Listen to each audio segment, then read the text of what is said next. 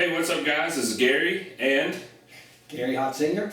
And we're coming to you today to bring you Hot Boys Garage episode 8, where we take a trip to the ATV Dyno. So if you don't already know what it is, a dyno or a dynamometer is a device for measuring the power your engine produces. And it does so by simultaneously measuring the engine's torque and RPM. So there's a few different types of dynos. The two main types are an engine dyno and a chassis dyno. Chassis dyno is where you actually put your ATV or your motorcycle or your car in its complete form onto the dyno, and it measures the horsepower and torque at the rear wheels. And an engine dyno is just that. You hook the engine directly up to the dyno and you measure the power of the engine at the flywheel. And then to break it down even further, there are a few different subtypes of those dynos: inertia, hydraulic, or water and brake system. Where we're going today is to Dealer Dyno Services in Riva, Virginia. It's a DynoJet 168 inertia style dyno, and we're going there for two reasons. One, to get a good safe tune on the bike, meaning we want our air-fuel ratio to be at a safe level, and for us that's around 12.5 to 13.5 to 1, and that's kind of specific to our bikes and the Honda TRX450R. Cars, motorcycles, different ATVs, the target air-fuel ratio and the safe air-fuel ratio is going to be different. And the second reason we're going today is to see what kind of power the bike makes. We made some changes in the off-season, so we want to see if that helped or hurt horsepower.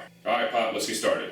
Let's go. Okay, so we've got everything loaded up in Dad's enclosed trailer here. This is actually his chassis with the billet 649 motor in it, and we're using his chassis for this dyno because my rear axle has been cut down and it's actually way too narrow, and it won't allow the wheels to reach both sides of the dyno rollers. So Dad's axle has not been cut down. It's still a JJ&A drag axle, so I think it's only 26 or 28 inches long. So to help the tires reach the rollers, we actually put wheel spacers on. I think they're about 2.5 inches on each side. So not only that, we've got our fuel, tools and parts boxes, and the starter because this bike uses a remote starter. So now I'm going to run down our pre-trip checklist for the dyno, and this is just what we do before taking our bikes to the dyno. Most of them are a pretty good idea. First, we wash the bikes. Generally, the dyno owner and operator doesn't want a dirty bike full of sand or dirt or mud or whatever on the dyno, rattling around and leaving a whole lot of dirt and debris on their dyno. So we wash them up, make them as clean as possible. We change all the oils and filter, put on a new clean air filter. We check and adjust the valve lash if it needs it. We also inspect the clutch steels, fibers, and springs and replace those if needed. One thing that can definitely hurt power on a dyno pull is a worn clutch or clutch springs. We also install gearing, that is the sprockets, so that our gear ratio is quite a bit higher than what we run on the track. This higher gear ratio allows the pull on the dyno to be longer, and usually the longer the pull, the better data you can get whenever you're trying to tune it. We adjust and lube the chain. You don't want it too tight or too loose. We also check the clutch adjustment, that is at the clutch lever and perch. And if you don't have a drag bike, if you have like a normal motocross or stock-ish bike, you can remove the plastics and other unneeded parts to make swapping brass, that is swapping jets, faster and easier on the dyno. And then also what you can do is if the dyno you're going to has a built-in brake system, you can remove your rear brake caliper so that the brake doesn't drag. And if you do this, make sure you tell the dyno operator that you have removed the rear brake. And last but not least, fuel up. Strap everything down and then you should be ready to hit the road. Alright, so we're en route to the dyno. This is the first Hot Boys Garage that my dad has been in, and that's not due to lack of wanting to. We've been trying to observe the social distancing guidelines for the COVID or coronavirus, whatever you want to call it. So this is the first one that he's been able to be in, and I just wanted to also say thanks to him for letting me use his truck, trailer, and chassis. I'm 34 years old and still borrowing stuff from my dad. And I'm not ashamed. He's my best friend and partner in crime.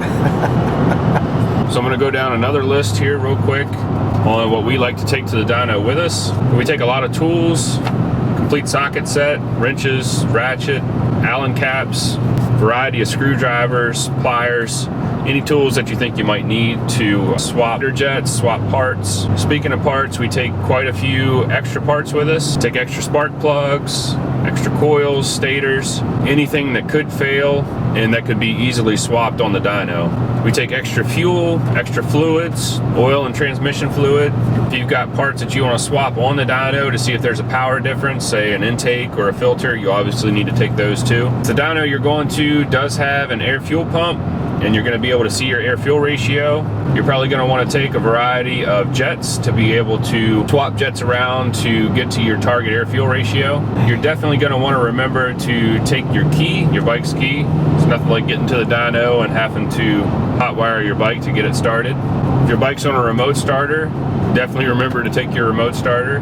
I also usually take my laptop and my programming software. We run Dyno programmable ignitions, so we're able to set and play with the ignition timing via a laptop and that software.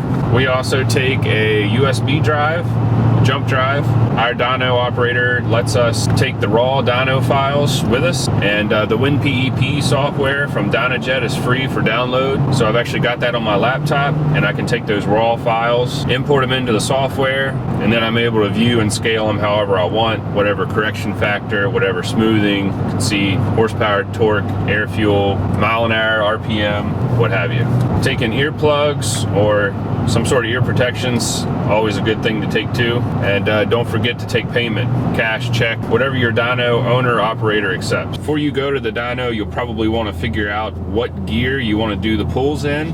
For our Honda TRX450Rs, we usually do the pulls in 4th gear. I think this is as close to a 1-to-1 ratio as we can get with ours. You also want to check with the dyno owner operator to see if he's got dyno tires, and you will see a difference between a dedicated slick or flat dyno tire like an American Racer or Mickey Thompson versus a knobby on the dyno. And then if your dyno operator does have dyno tires, you want to make sure that they are the same bolt pattern that you have on your bike. Before you go, you also want to know what correction factor and what smoothing you want to get your runs in. So if your dyno operator doesn't allow you to take a jump drive and take the raw files, if you can just get a printout, you'll want to know what correction factor and what smoothing you're going to want. We generally use the standard correction factor and a smoothing of 5. You may also want to find out ahead of time the dyno that you're going to, what brand, model, and type it is. And if you're looking to get some power numbers from this to be able to compare it to others, you might want to see if the dyno owner operator has had other bikes similar to yours on it, or if he's had any stock bikes run on it. And then you can kind of compare your numbers relative to that to see if your bike's where it should be. And just to note, it's hard to compare dyno numbers between different dynos. They all kind of read differently. But if you're going to the dyno just to get a good tune, to get your bike into a safe air-fuel ratio range, you don't need to worry about that so much. And lastly, you might want to check the weather conditions for the day that you're going. It's not always a good idea to get your bike tuned in weather that is drastically different from what you usually ride or race in. Now, most dynos have software that will adjust accordingly for the weather. I still prefer to do it in conditions that are close to what we race in. Alright, so here we are at the dyno. We've got the dyno tires on, and Kenny here at Dealer Dyno Services got her all strapped down, front and back. And this dyno here is pretty cool. He's got a mobile dyno set up. The dyno is actually in an enclosed trailer, so he can hook it to his truck and take it wherever he needs to dyno something. Again, this is a DynoJet model 168. He does have an air fuel pumps here. Since our Racer's Edge drag pipe has an O2 bung welded into it, we're using the wideband to see what our air fuel ratio is today. And over here on this side, you can see the tack pickup right on the coil wire here, and that's so the dyno can read RPMs. And then up front, we got a big fan to keep things cool, especially since this engine is a dry block engine. No water jackets, no cooling system. So we're only going to be able to do maybe 1 to 2 runs, and then we'll have to let it cool down for a bit. And up here, got the laptop with the software. We're about ready to get started. And here on the side of the trailer, it's pretty cool. It's got a big cutout you can open up to stand on the side and watch. My dad, and we got our hearing protection right down there that we're going to use whenever he cranks this thing up.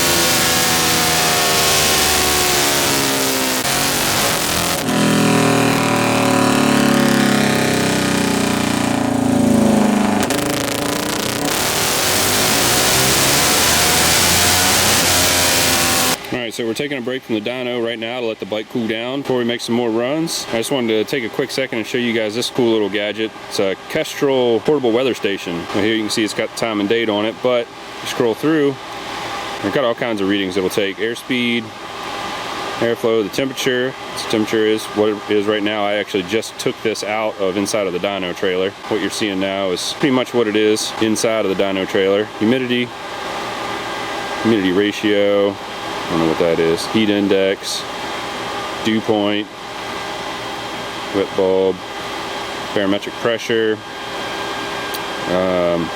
That's more barometric pressure. Altitude. You got density altitude. This reading right here is the whole reason why I bought this thing. I take it with me to the racetrack and you can kind of see how good the air is during a given day or during a given portion of the day.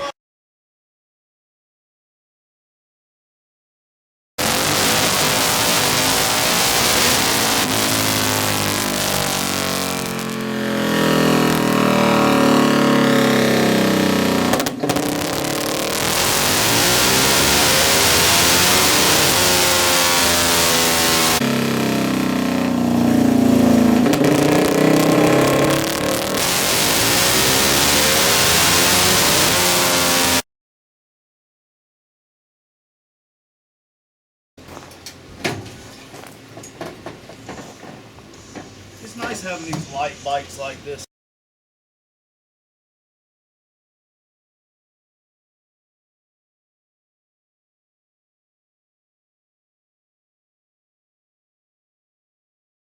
Alright guys, that's a wrap for episode 8. I hope you enjoyed the content, and sorry for now, I'm not going to share any of the real dyno numbers. The numbers on the screenshot of the WinPEP software you saw earlier, those were from a 2007 TRX with a Rossier exhaust, lit off, and jetted on the same dyno that I used. Also want to say thanks again to my dad for letting me use his truck, trailer, and chassis. Thanks to Kenny Stanley for letting us come up and use his dyno today. And thanks to the guys at Racer's Edge, Arizona for building a badass Honda motor. Make sure you subscribe to the channel. And in between videos, you can follow me on social media at Hot Boys Racing on Instagram and search Hot Boys Racing on Facebook for our ATV drag racing page. Thanks for watching.